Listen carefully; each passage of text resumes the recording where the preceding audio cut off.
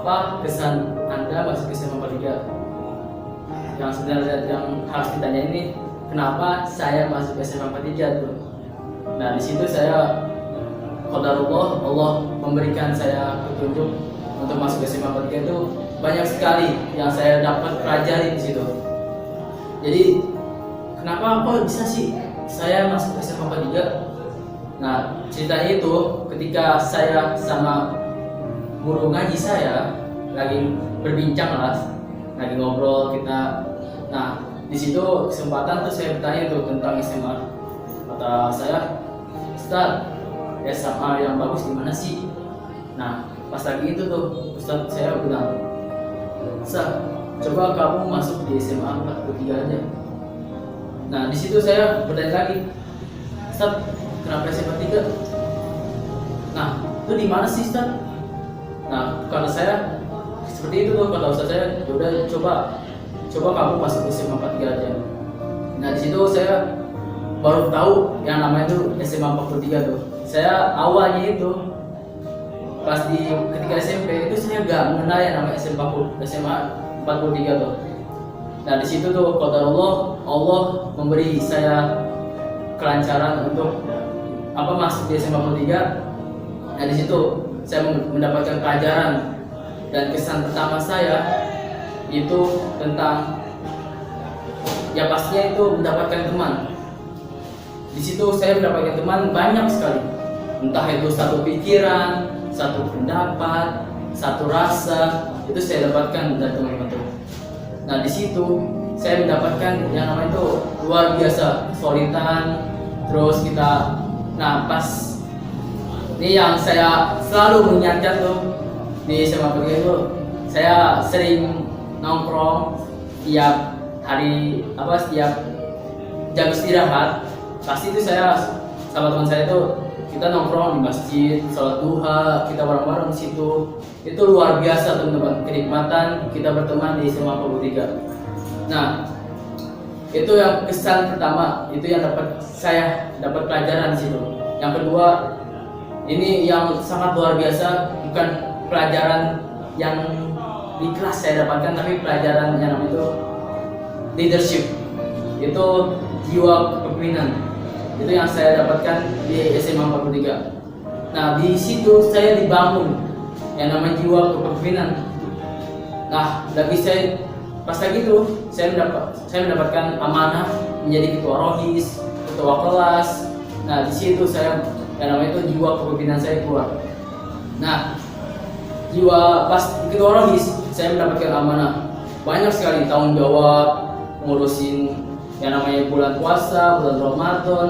Itu saya sangat mendapatkan pelajaran atau pengalaman yang sangat luar biasa.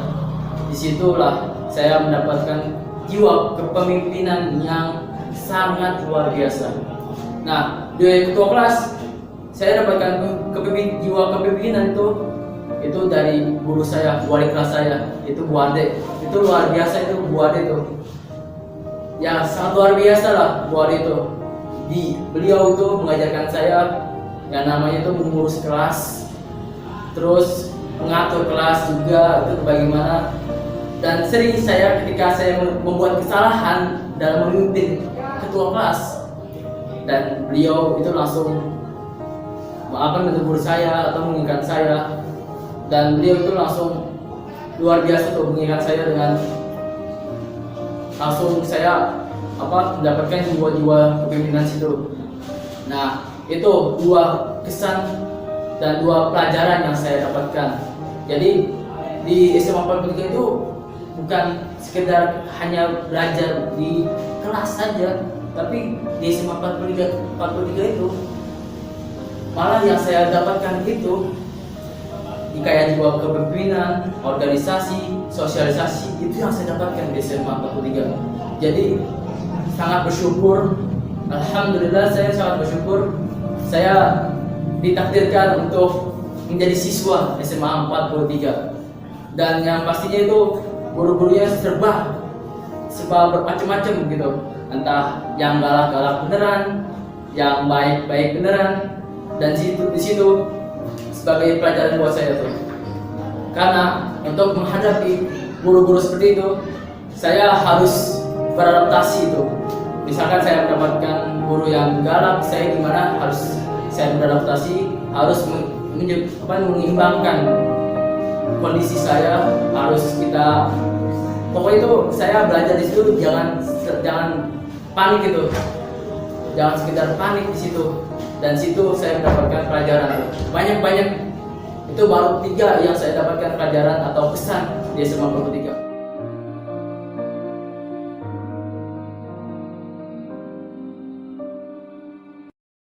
Pesan saya untuk keluarga SMA 43 itu khususnya yang pertama itu untuk teman-teman saya, teman-teman seperjuangan saya, seangkatan saya.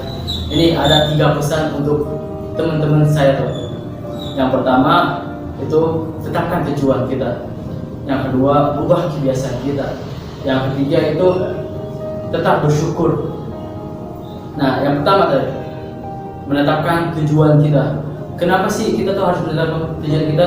Karena kalau kita mempunyai tujuan hidup, itu insya Allah kehidupan kita itu bakalan yang namanya itu berjalan semestinya yang kita inginkan. Nah, makanya yang pertama itu pesan saya untuk teman-teman itu tetapkan tujuan kita.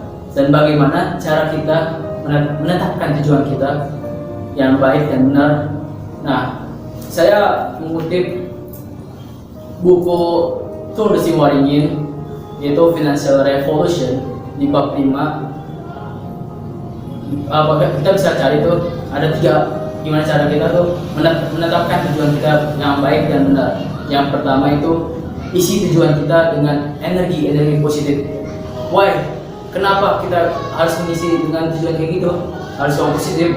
Karena alam bawah sadar kita, ketika kita menginginkan, misalkan dalam bawah sadar kita nih, kita dalam hati kita mengucapkan saya tidak akan gagal. Nah, alam bawah sadar kita tuh menolak yang namanya kata tidak tuh. Jadi secara tidak langsung itu alam bawah sadar itu akan yang namanya itu membayarkan sisi yang namanya itu kegagalan tuh. Nah, makanya kita isi tujuan kita dengan energi positif. Misalkan kita ganti ucapan kita dalam hati itu, saya pasti bisa. Misalkan ingin kuliah di universitas, saya pasti bisa masuk di Universitas Indonesia. Seperti itu tujuan kita tuh. Harus isi dengan energi positif. Yang kedua itu isi tujuan kita tuh dengan spesifik. Nah, kebanyakan dari kita tuh tujuan kita tuh nggak spesifik. Contohnya itu saya ingin bangun pagi. Nah, itu bingung bangun paginya itu jam berapa? Entah itu pengen jam 8 atau jam 1. Itu kan kurang spesifik. Nah, makanya itu kita isi tujuan kita itu dengan spesifik.